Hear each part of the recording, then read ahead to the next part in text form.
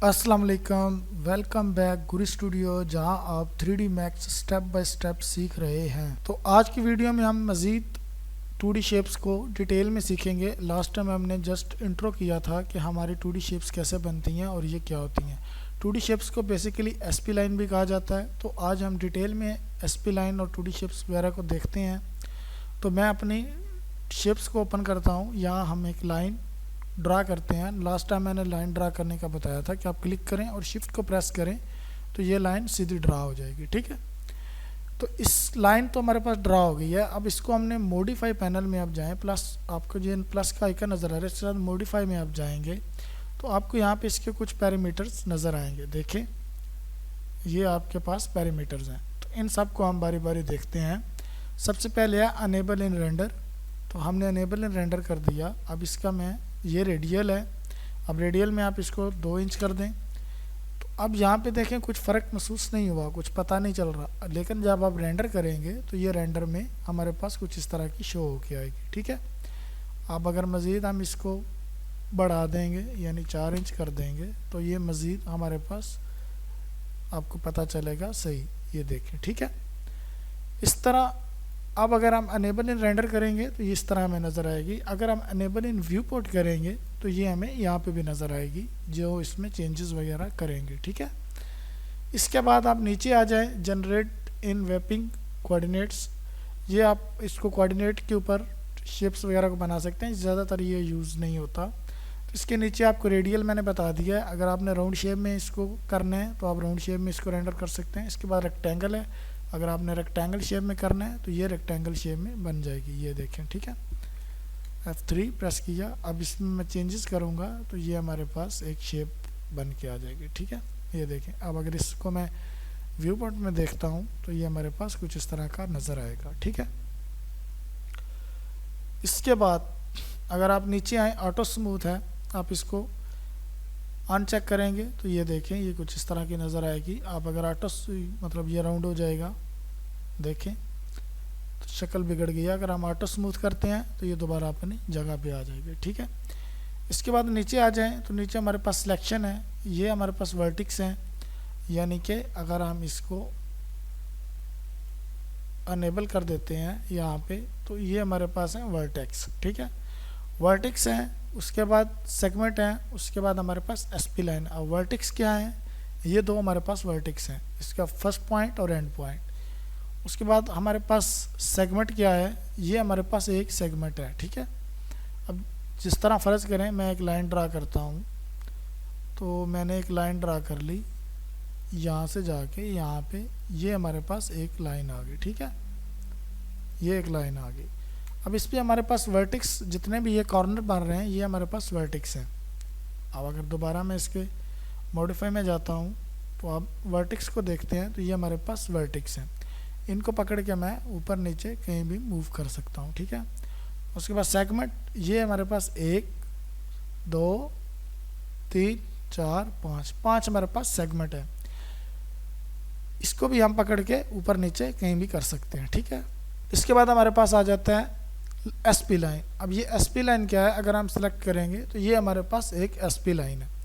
इसके बाद हम नीचे अगर सेलेक्ट करेंगे तो ये हमारे पास नीचे वाली SP लाइन है। अगर इसको सेलेक्ट करके हम मॉडिफाई करेंगे तो ये हमारे पास नीचे एक SP लाइन बन जाएगी, यानी हमारे पास 2 SP लाइन बन जाएंगी। इसके बाद है कॉपी, यानी अगर हम कोई भी सिलेक्शन करेंगे तो उसकी ये कॉपी कर देगा। तो ये हमारे पास इसका कॉपी का तरीका है। इसके बाद नीचे आ जाएँ, आपके पास सॉफ्ट सिलेक्शन है। सॉफ्ट सिलेक्शन में जब हम मज़ीद आगे मॉडलिंग सीखेंगे हाई लेवल पे तब इसका यूज़ होता है, फ़िलहाल हमारा कोई यूज़ नहीं है। उसके बाद linear, Bezier, smooth. Bezier corner मैंने लास्ट क्लास में समझाया था कि ये कैसे होते हैं, ये क्यों होते हैं।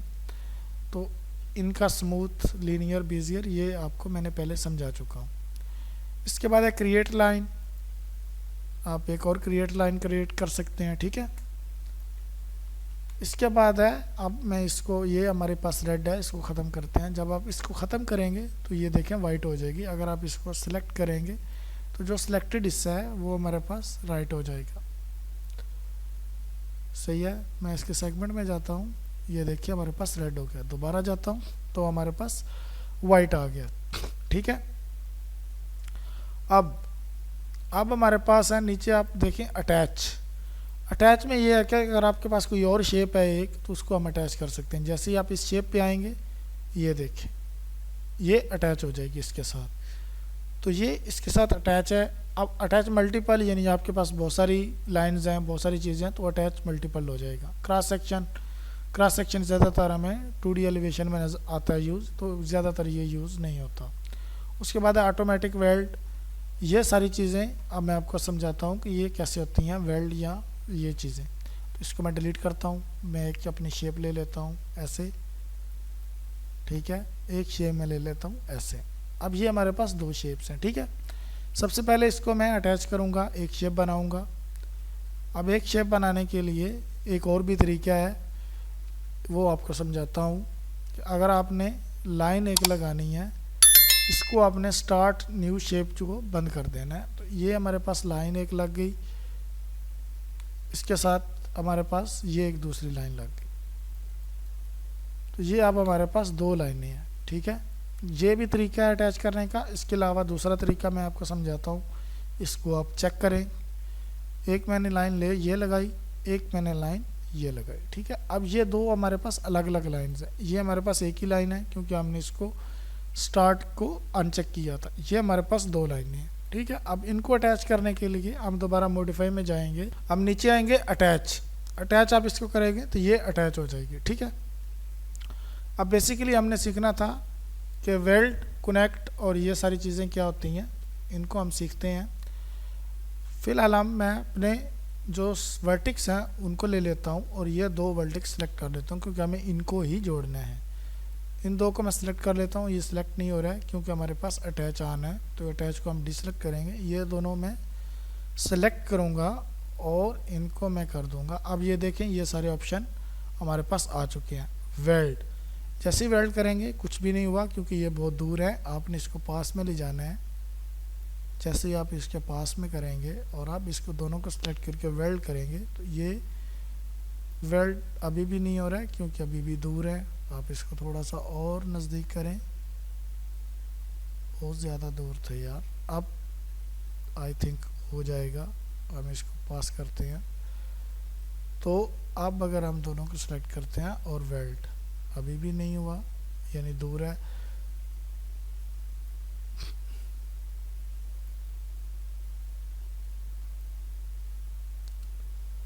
तो ये भी एक तरीका है। इसके अलावा एक और तरीका भी है, ये काफ़ी मुश्किल है। अब इन दोनों को सिलेक्ट करें और ये फूस जो लिखा हुआ है इस पर क्लिक करें। अब ये दोनों एक दूसरे के साथ मिल गए हैं, इसको आप वेल्ड कर दें। जैसे ही आप वेल्ड करेंगे तो अब ये मूव होना शुरू हो जाएगा और ये एक ही हमारे पास सेगमेंट बन जाएगा, ठीक है। अब इसमें जो गैप था वो ख़त्म हो गया। अब इसमें देखें ये गैप अभी बाकी है।